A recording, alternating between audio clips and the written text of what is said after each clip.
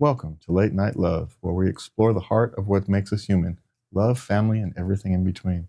In tonight's episode, we're diving deep into the complexities of parenting and personal growth, from the profound pain of losing a child while facing a new pregnancy, to the everyday quirks of raising kids.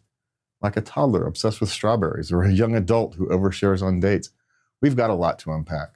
So let's sprinkle in some lighter moments, like accidentally adopting Gen Alpha slang and chasing a mysterious smell that no one else can detect. So grab a cozy spot and let's journey through the highs, lows, and everything in between. All right, Lubby, we are on to our love questions. How can I prove that my teacher is name grading essays without cheating on the paper? Well, I put this one on here because I found it funny. My mother used to tell a story about the English teacher, and this is, years and years ago, before I was born. And so her and my dad would have the same teacher. My dad would get, A's on his paper, on his English essays, and mother would get grades off of it. And then she'd go take it and she'd grade it herself. And he'd always get, in her mind anyway, he'd get worse grades because the teacher wasn't actually grading his papers anymore. So he was slacking off, is what essentially was happening. If I'm remembering the story correctly. My father got a reputation of being a great writer, and so his teachers stopped grading his papers. He just gave him an A and moved on. And so, which of course, when that happens, and so if you're someone like, my mother, who's highly competitive, gets, how is this thing better than mine? Yeah, it happens. Don't worry about it. Just worry about you. Don't worry about other people, is my suggestion. Don't sweat it. No one's going to care when you're an adult, in your 30s, about that grade you got on that paper in school, in English class. Sorry.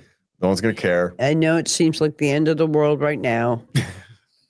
No one's going to. You will be unfairly judged many, many, many times in your life. And the best thing you can do about it is just keep doing your thing.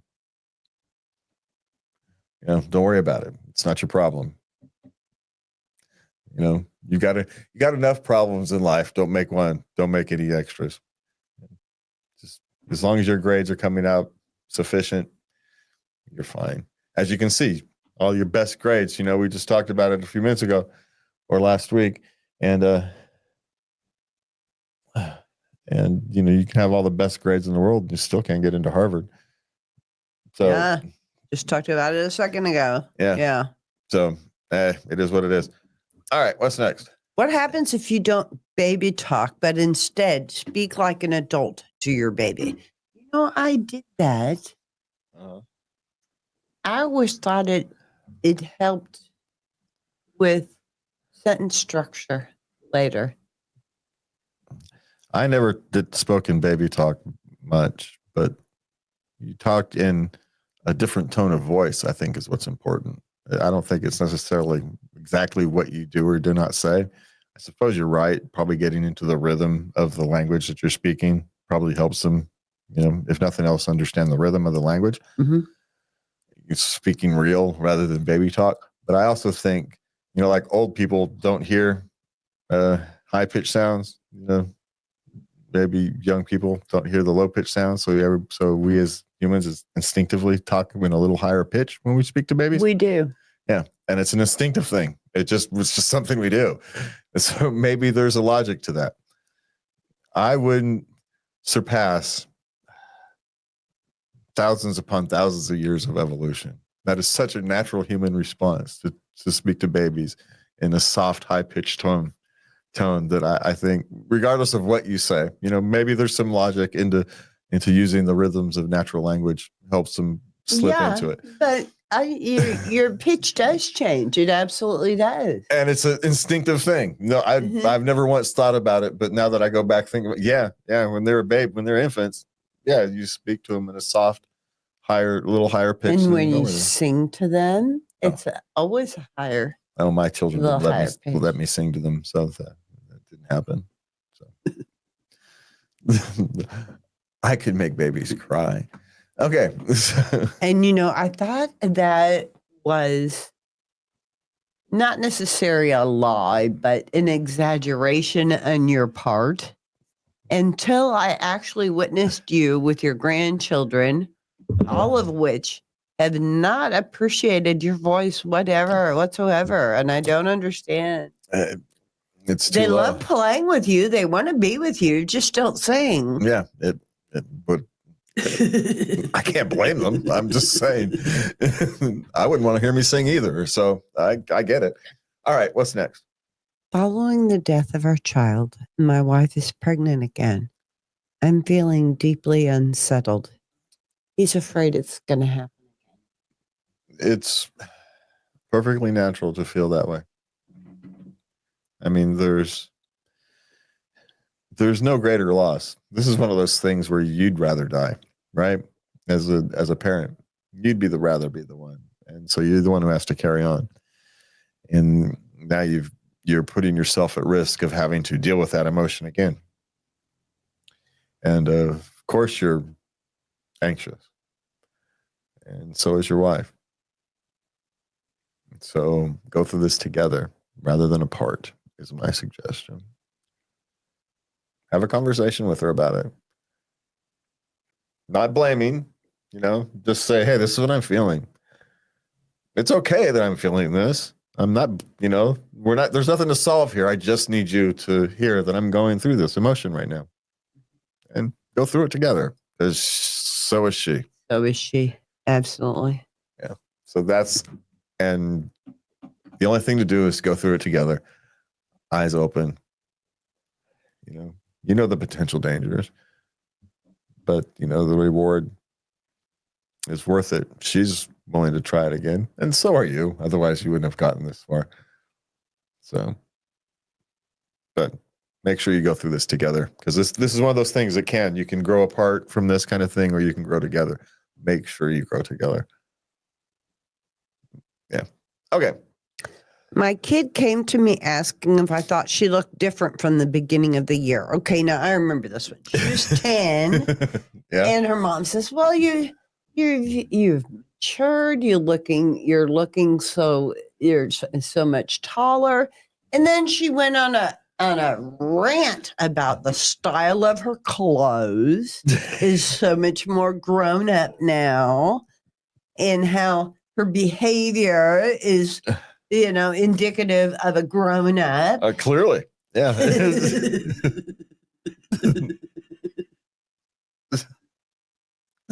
Just saying. Oh, man. Now, I think I think she's vying for more freedom. Oh, probably. Or she's just vying for her sense of self. Okay. Maybe she's been, we don't know the family dynamics, right? Maybe she's wanting a bigger allowance. Who knows? And so she's been trying really hard. And all mom noticed is, you grew. What do you want? Which, of course, is is what parents notice over the course of a year. We don't notice your fashion choices because those things come and go so fast. It's not. We can't keep track of them. Sorry. I mean, they come and go so fast, and until you settle on a style, and you don't settle on a style by 10. You just don't, right? And until you settle on your own style, we don't notice. They come and go. There's no point in noticing. So, but I think I get where depending how old was he? Do you know how old it was? 10? I think she's 10. Yeah. She's trying to find herself, and she wanted her mom to notice, hey, look, I'm finding my own footing, is what she wanted to notice. She's been working really hard at becoming her own person. Now, she doesn't even know what grown up means yet, right? At 10. You just don't. So she's doing the best she can. And that's what she wanted to be recognized with. And of course, you ask a busy mother, hey, what's changed with me in the last 2 years? God, you're so freaking tall now.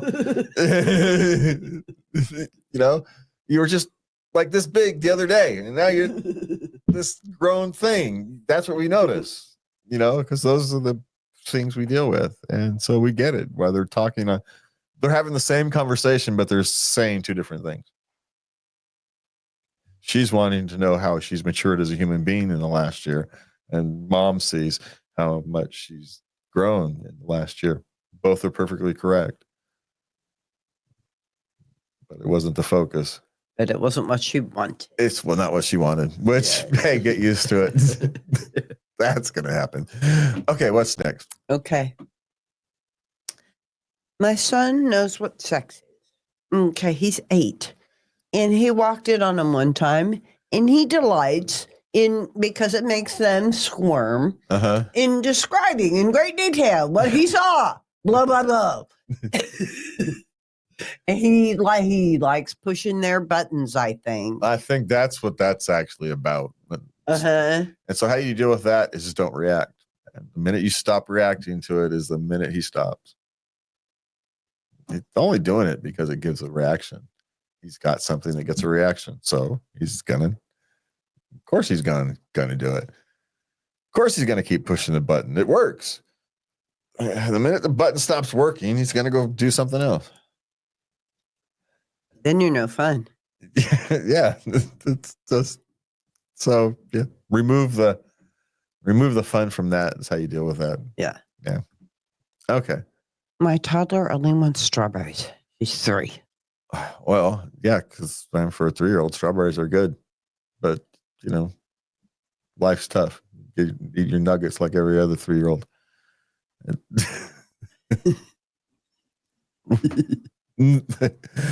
Then you get your strawberries. Yeah, that's you do. It's replace strawberries with any particular food, which by itself isn't a problem. It's that you need a wider variety diet than that. You can't live off of strawberries for more than a day or two. You just can't. Same thing. You can't really live off chicken nuggets. You need to throw other food in there. It's, sure, if you go for a weekend only eating chicken nuggets, you'll be fine. But you really can't go for, much longer than that without it having an impact on you. And so,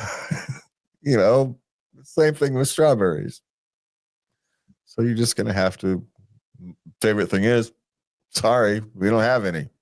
You're going to have to eat something else. Well, I don't want to. Well, then you're going to be hungry. Eventually they'll eat a graham cracker, and once you've broken the thing, then it's broken the thing. Eventually they'll get hungry enough to eat a graham cracker. Once you can get them to eat a graham cracker, the floodgates are broken, they'll eat dinner like they normally would. Or at least eat their chicken nuggets. Or their dino nuggies. Man, they'll eat their dino nuggies like every other toddler on the planet. Okay, what's next? Young adult overshares on dates and doesn't see the issue. How do I explain it better? Okay, he's 18. He wants a relationship. He wants a girlfriend. Now, apparently he's good looking and he's charming and he doesn't have any problem getting first dates. He's got that part down. Yep. But then he goes on the dates and he just talks about himself and lets them know what a wonderful person he is. So they want to be his girlfriend. See? Oh, well, this is easy. Well, it's easy to explain to him. Now, whether he's one of those people who can actually listen to the advice is a different question. The advice is if you, as an attractive young man, really want to gather the woman's attention, you get her to dinner and you shut up. Say just enough to keep conversation going.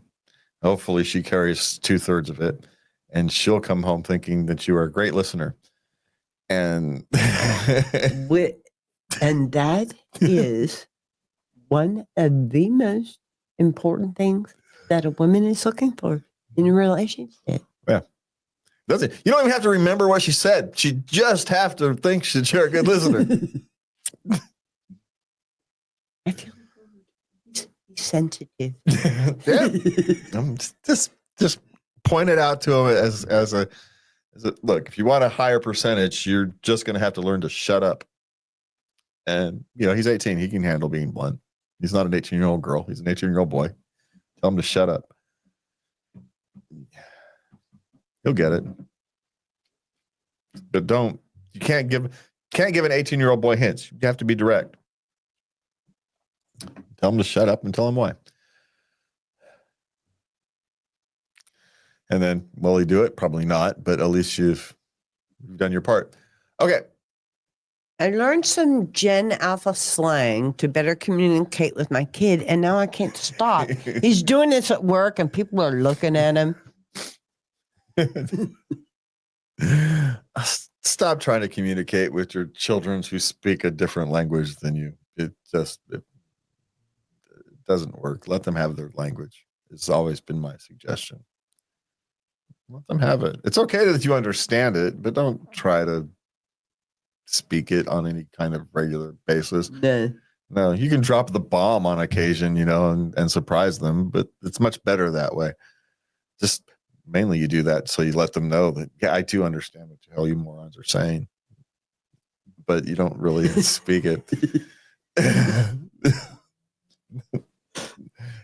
A timely, dropping a timely phrase, let them know that you actually do understand what they're saying. It works. It can work. But don't try and speak your children's language. Let them have their own. It's my suggestion. You had yours. Let them have their stuff. Yeah. I have no problem with you learning it. Great. They won't be speaking it forever. No, it's like everything. There'll be a phrase or two that sticks, but for the most part, they'll go mainstream. They will. Everybody else in their did. language. They will. Yeah. Well, they're trying to create their own identity. Let them have it. We don't sit there and talk like Snoop Dogg did in the 90s. No. But we don't say for shizzle anymore. I can still say it, but we don't say it anymore. Of course, that was a little past my time, but still. All right. What's next? Still say cool beans. I keep smelling a weird smell. Nobody smells it. It's been going on for a year. It randomly gets really strong. I had an MRI and the results came back normal. Does anyone know what this is? I have a guess. Guess is they have a nose piercing. Ah. And if you get a nose piercing, on occasion, it smells. So, dental work? No. My guess is it's a nasal piercing. I'll give you a 90% thing. This person's got a nasal piercing of some form. And what occasionally they're picking up. And the reason no one else can smell it is because it's all in your nose. Quite literally, it's coming from decaying flesh in your nose. Quite literally. So take out your nose piercing, let it heal, and your smell will go away. Or accept it as part of the things that you have to deal with when you have a nasal septum piercing thing. It's perfectly fine if you want to. The things we do for fashion. I'm just saying. So that would be my guess. I suppose it's a dental issue, but if they went and had an MRI and stuff, my guess is they would have checked dental. Going through the hassle of going through an MRI, somebody would have suggested, have your dentist check for infection. But if you're smelling it, no one else is. It's in you, and it's likely an infection. And somewhere along where does an infection come from? Somewhere along there. In the modern day, nasal piercings. And I only know this because just a few last week or something, I was flipping YouTube things, and some girl was talking about the things they don't tell you about nasal piercings. That makes. And then we saw this thing and it's like, oh, that makes sense.